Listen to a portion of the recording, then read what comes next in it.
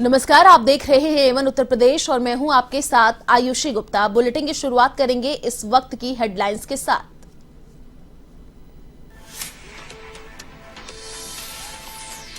UP में प्रियंका ही कांग्रेस का CM face. Rahul Priyanka ने जारी किया युवाओं का घोषणा पत्र। भर्ती विधान में किया 20 लाख युवाओं को नौकरी देने का वादा। किसानों महिलाओं के लिए अलग से कई वादे।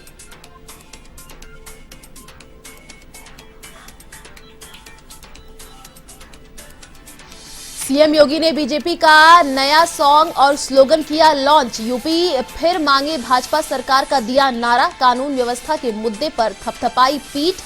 स्वतंत्र देव बोले योगी है तो बेटियां हैं सुरक्षित।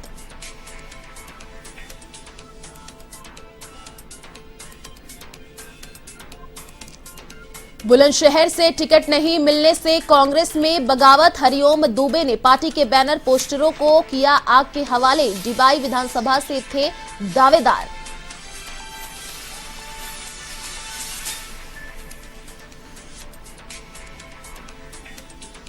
विधानसभा चुनावों को देखते हुए यूपी में पुलिस ने बढ़ाई सख्ती। करौदी चेकपोस्ट पर कार से जब्त की 20,30,000 रुपए की नकदी। तो जालौन में एसीबी के हत्थे चढ़े लेखपाल 10,000 की रिश्वत लेते गिरफ्तार।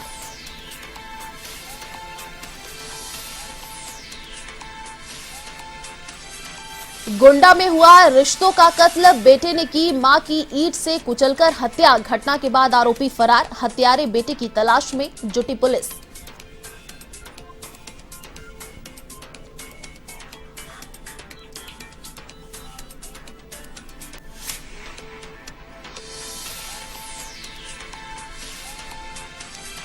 और अब खबरें विस्तार से। लखनऊ में मुख्यमंत्री योगी आदित्यनाथ ने बीजेपी का नया थीम सॉन्ग और स्लोगन लॉन्च किया। यूपी फिर मांगे भाजपा सरकार नया नारा दिया गया है। कानून व्यवस्था के मुद्दे पर अपनी सरकार की पीठ थपथपाते हुए स्वतंत्र देव ने कहा, आज प्रदेश में बहन बेटियां रात 12 बजे भी घर से निकल सकती हैं। ये माहौल, ये सुरक्षा योगी सरकार ने प्रदेश को दिया है। उन्होंने चेतावनी भरे लहजे में कहा कि जो बच्चियों को छेड़ेगा वो मरेगा।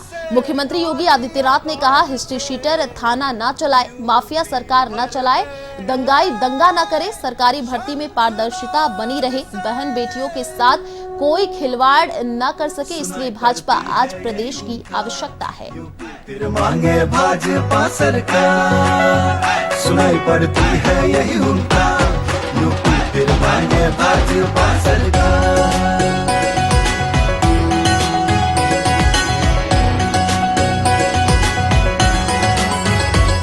यूपी फिर मांगे भाजपा सरकार। फिर से बीजेपी, जनता कस के कमर तैयार। फिर से बीजेपी, यूपी फिर मांगे भाजपा सरकार। फिर से बीजेपी, जनता कस के कमर। प्रयागराज से मथुरा काशी तक, लखनऊ से लेकर झांसी तक और अयोध्या से बिठूर तक, शहर गांव सब दूर दूर तक। गाजीपुर से गाजियाबाद से यूपी भर में शंखनाद से सुनाई पड़ती है यही उनका। यूपी फिर मांगे भाजपा सरकार, सुनाई पड़ती है यही उनका। यूपी फिर मांगे भाजपा सरकार।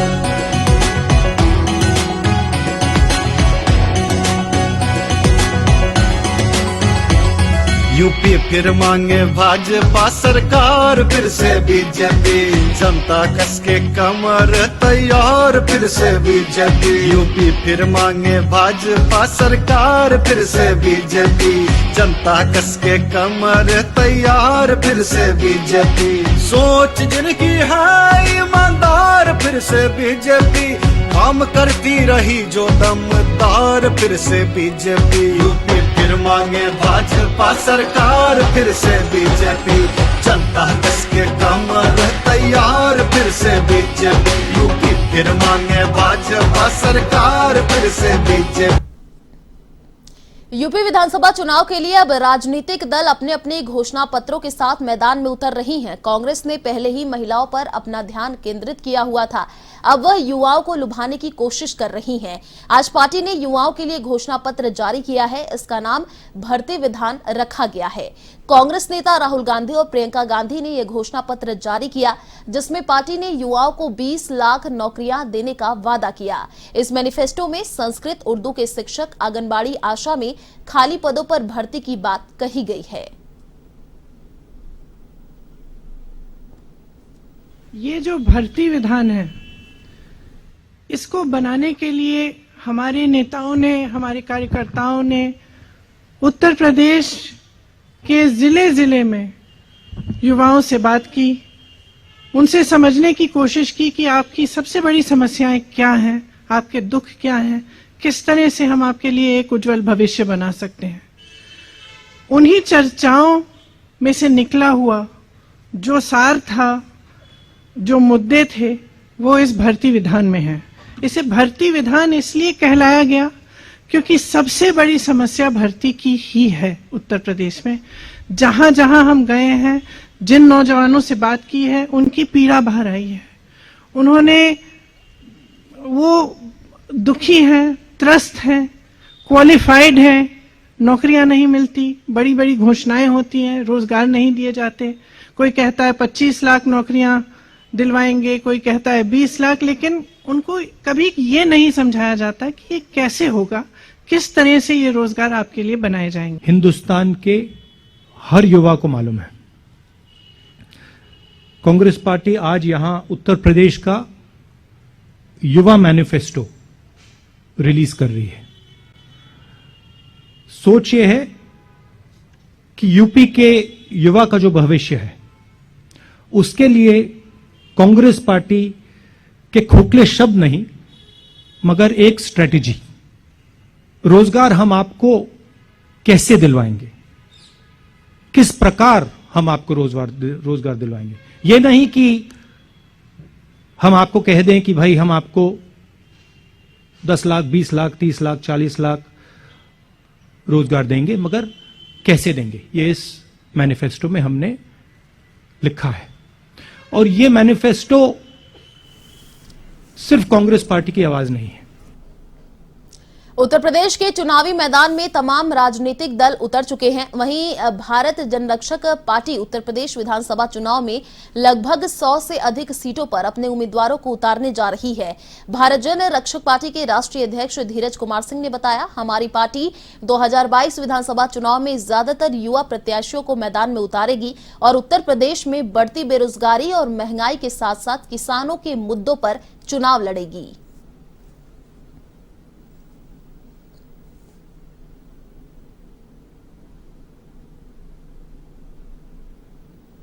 अर्थव्यवस्था की रीढ़ है। उत्तर प्रदेश की लगभग 68% आबादी की निर्भरता खेती किसानी पर ही है। सियासत के केंद्र में किसान सबसे पहले आते हैं, वादे पूरे होते हैं, नहीं होते हैं, इससे कोई मतलब नहीं होता है। वादों पर सियासती फसलें लहराती रहती हैं, पर किसानों को कोई फायदा नहीं होता है। तो हम यहाँ आए हैं किसानों के लिए, उन सभी समस्याओं को सुलझाने के लिए जो उन्होंने हमारे समक्ष प्रस्तुत की है। वे चाहते हैं कि हम उनकी हर समस्या को खत्म कर दें। बुलंदशहर से टिकट नहीं मिलने से नाराज कांग्रेस के संभावित उम्मीदवार हरिओम दुबे ने कांग्रेस के बैनर और पोस्टर आग के हवाले कर दिए। इस दौरान कांग्रेस कार्यकर्ता ने मुर्दाबाद के नारे लगाए। आपको बता दें कि पूरा मामला बुलंदशहर के डिबाई विधानसभा क्षेत्र का है। तो वहीं हरिओम दुबे का कहना है कि डिबाई विधानसभा क्षेत्र में लंबे समय से वो पार्टी के लिए मेहनत कर रहे थे। कांग्रेस पार्टी मुर्दाबाद, कांग्रेस पार्टी मुर्दाबाद, कांग्रेस पार्टी मुर्दाबाद, कांग्रेस पार्टी मुर्दाबाद, कांग्रेस पार्टी मुर्दाबाद, धीरज गुर्जर। सहारनपुर की देवबंद विधानसभा सीट से पूर्व विधायक और भाजपा प्रत्याशी कुंवर ब्रजेश सिंह ने नामांकन दाखिल किया है। इस दौरान उन्होंने कहा कि उनके सामने कोई अन्य प्रत्याशी चुनाव में नहीं टिक पाएगा। इस चुनाव में भी भाजपा का ही वर्चस्व होगा, उनकी जीत तय है।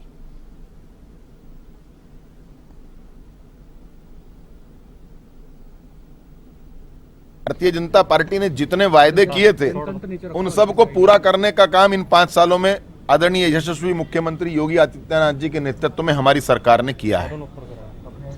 और हम वायदों को लेकर के अब चुनाव के मैदान में नहीं जा रहे हैं। हमने जो किया है हम उसके आधार पर अब चुनाव में जा रहे हैं। 5 साल जब हम सत्ता में 5 साल पहले आए थे, उससे पहले 12 से 17 तक प्रदेश की कानून व्यवस्था की, प्रदेश के अंदर माँ बहनों की इज्जत की, प्रदेश के अंदर व्यापारियों से रंगदारी मांगने की, प्रदेश के अंदर एक आम जनमानस को सुरक्षित न रहने का जो माहौल मिला था, हमने 5 साल के अंदर उससे मुक्ति दिलाई है और विकास की एक नई गंगा बहाने का प्रदेश के मुख्यमंत्री जी के नेतृत्व में और देश के प्रधानमंत्री जी के नेतृत्व में उत्तर प्रदेश के नए आयाम लिखे गए हैं। हम इन आधार पर चुनाव के मैदान में जा रहे हैं।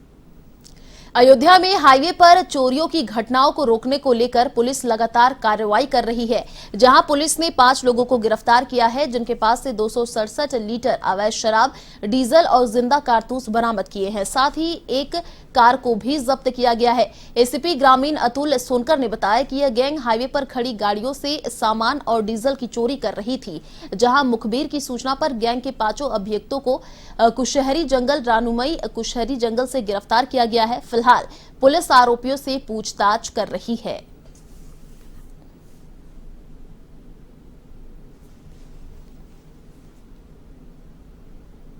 जो हाईवे है हमारे वहाँ पर पिछले कुछ समय से चोरी की घटनाएं काफी हो रही थी। जो गाड़ियां रात में ढाबे पर लगाकर ड्राइवर कंडक्टर सो जाते थे, उन गाड़ियों से डीजल चोरी की भी शिकायत आ रही थी। और बगल का हमारे बॉर्डर का थाना है रामसनेही घाट, जनपद बाराबंकी, जहाँ से शराब चोरी की भी एक बार शिकायत, वहाँ मुकदमा लिखा हुआ है। तो इस तरह से चोरी का एक गैंग काफी समय से सक्रिय था हाईवे पर, जो खड़ी हुई गाड़ियों से चोरियां करता था। आज एक टीम लगी थी उनको पकड़ने के लिए। घटना लखीमपुर खीरी के तिकोनिया में हुई हिंसा में क्रॉस एफआईआर मामले में एसआईटी ने लखीमपुर सीजेएम कोर्ट में करीब 1300 पन्नों की चार्जशीट दाखिल की है। 3 अक्टूबर 2021 को हुई तिकोनिया हिंसा के बाद किसान पक्ष पर दर्ज क्रॉस एफआईआर मामले में एसआईटी ने लखीमपुर खीरी सीजेएम कोर्ट में चार्जशीट दाखिल की। आपको बता दें कि तिकोनिया हिंसा मामले में केंद्रीय गृह राज्य मंत्री अजय मिश्र के बेटे आशीष मिश्र के करीबी सभासद सुमित जायसवाल की तरफ से किसानों पर क्रॉस एफआईआर दर्ज कराई गई थी।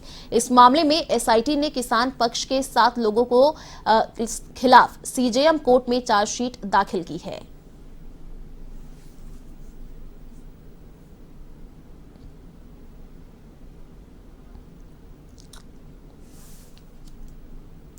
विधानसभा चुनाव में पुलिस की सख्ती से कई मामले सामने आ रहे हैं। बीते 4 दिनों में पुलिस चेकिंग के दौरान कई जगह गाड़ियों में लाखों रुपए मिलने की खबरें आ रही हैं। अब देवरिया जिले के बरियारपुर थाना क्षेत्र में ऐसा मामला सामने आया है। यहां के करौदी चेक पोस्ट के पास वाहन चेकिंग के दौरान एक कार से 20,30,000 नगद बरामद हुए।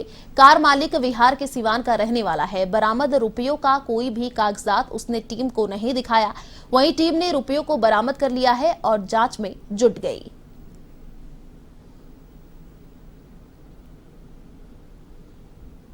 सक्रिय फ्लाइंग स्क्वाड टीम और थानाध्यक्ष बरियारपुर द्वारा की जा रही संयुक्त चेकिंग के दौरान करौंदी बैरियर पर चेकिंग में एक व्यक्ति से 20,30,000 रुपए बरामद हुए हैं। इस संबंध में फ्लाइंग स्क्वाड टीम द्वारा और थाना प्रभारी द्वारा तथा संबंधित परगना मजिस्ट्रेट द्वारा इस संबंध में जांच पड़ताल करके नियमानुसार। यूपी के गोंडा में एक कलयुगी बेटे ने अपनी मां की ईंट से कुचलकर हत्या कर दी। मामला थाना कटरा बाजार के मौजा रंजीतपुर सिसाई जोगा का है, जहां मामूली कहासुनी पर यह वारदात हुई। घटना के बाद आरोपी फरार हो गया। मामले की सूचना पर पुलिस मौके पर पहुंची और मौके का मुआयना करके घायल महिला को अस्पताल में भर्ती कराया, जहां डॉक्टर ने उसे मृत घोषित कर दिया। वहीं अब पुलिस आरोपी की धरपकड़ में जुट गई है।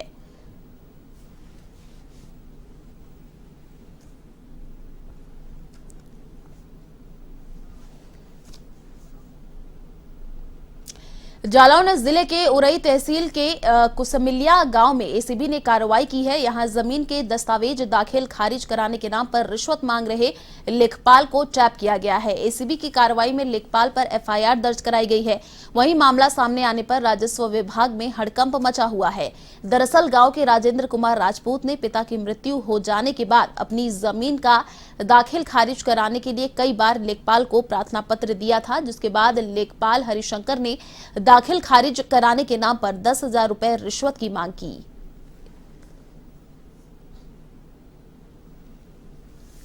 देखिए, एक एंटी करप्शन की टीम ने एक लेखपाल को ट्रैप किया है, जिसको उन्होंने थाना कोतवाली उरई की पुलिस को सुपुर्द किया है और उसमें अग्रिम विधिक कार्रवाई की जा रही है। शिकायतकर्ता राजेंद्र कुमार राजपूत ने इकाई कार्यालय झांसी में जाकर के ये शिकायत किया था कि कुसमिया क्षेत्र के लेखपाल से वरासतन उसके पिता की मृत्यु के बाद उसकी जमीन का जो है पाका 11 होना था, जिसके एवज में उसने 5/1/22 को जो है तो जिलाधिकारी सदर तहसील उरई को जो है प्रार्थना पत्र दिया था, किंतु उसके पश्चात जब इनसे मिला तो इनके द्वारा 10,000 रुपये की मांग की गई और उसके पश्चात इनके द्वारा 5,000 रुपये आज दिनांक 22/1 को तो निर्वाचन कार्यालय या तहसील के आसपास लेना तय किया था, जिसके क्रम में इन्होंने जो है उसे निर्वाचन कार्यालय पे आज दोपहर को लगभग 1 बजे के पास आने को कहा था। उसके क्रम में हम लोगों ने जो है जिलाधिकारी महोदय से 2 स्वतंत्र साक्षियों को प्राप्त करके इस कार्रवाई को किया गया, जिसमें जो है लेखपाल श्री हरिशंकर को रंगे हाथों निर्वाचन कार्यालय उरई के गेट के सामने से सड़क पर गिरफ्तार किया गया है। यूपी के बुलंदशहर में घने कोहरे के चलते यात्रियों से भरी तेज रफ्तार बस अनियंत्रित होकर पलट गई। गुलावठी कोतवाली क्षेत्र के नेशनल हाईवे 234 पर हुए हादसे में 2 दर्जन यात्री घायल हो गए। ऐसे में घायलों को हायर मेडिकल सेंटर रेफर किया गया। आपको बता दें कि यात्रियों से भरी बस मेरठ से बुलंदशहर जा रही थी।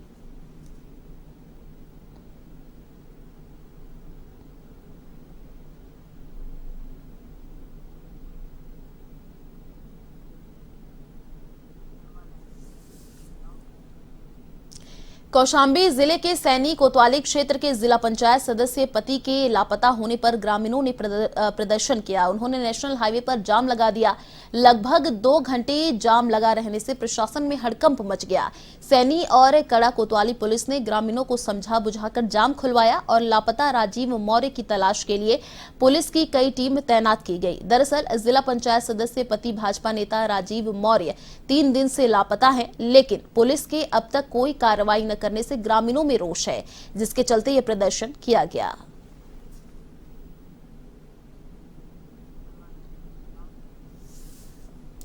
बीते दिन प्रदेश में कोरोना के नए मामलों में कमी आई है। यहां 24 घंटे में 16,142 नए केस सामने आए हैं। वहीं बीते दिन 17,000 से ज्यादा कोविड पॉजिटिव ठीक हुए हैं।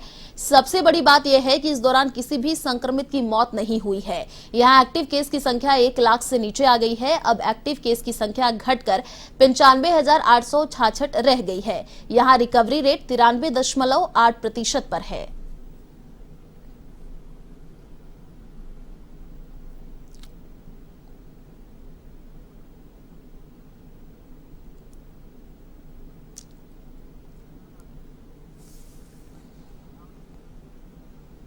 लखनऊ में भारतीय सनातन पार्टी के राष्ट्रीय अध्यक्ष शेषधर पांडे ने प्रदेश कार्यालय का उद्घाटन किया। इस दौरान पार्टी के पदाधिकारी भी मौजूद रहे। साथ ही पार्टी ने यूपी विधानसभा चुनावों को लेकर प्रत्याशियों की पहली सूची जारी की है। इस दौरान राष्ट्रीय सचिव लोकनाथ गिरी, राष्ट्रीय कार्यकारी अध्यक्ष महंत गोस्वामी, सुरेंद्र गिरी, उत्तर प्रदेश अध्यक्ष ओम प्रकाश गिरी सहित कई संगठन के कई पदाधिकारी मौजूद रहे। वहीं लखनऊ मंडल अध्यक्ष पर आदेश तिवारी, युवा मोर्चा लखनऊ जिलाध्यक्ष अभिषेक त्रिपाठी सहित कई लोगों को पार्टी में शामिल किया गया। साथ ही अपना भारतीय सनातन पार्टी को 12 धार्मिक संगठनों के समर्थन प्राप्त हुए हैं। समर्थन करने वाले संगठनों के राष्ट्रीय अध्यक्ष मौजूद रहे।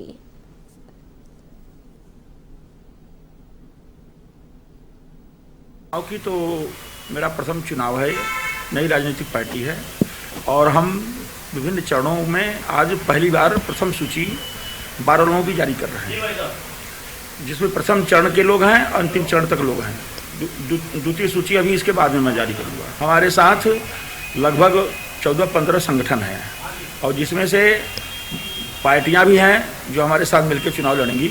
उसमें अर्थ क्रांति धर्म युद्ध है और दूसरा का लिबरल पार्टी ऑफ इंडिया, ये सब जो है मिलकर के हमारे पार्टी। फिलहाल इस बुलेटिन में इतना ही। देश और दुनिया की तमाम बड़ी खबरों को देखने के लिए आप देखते रहिए A1 TV। नमस्कार।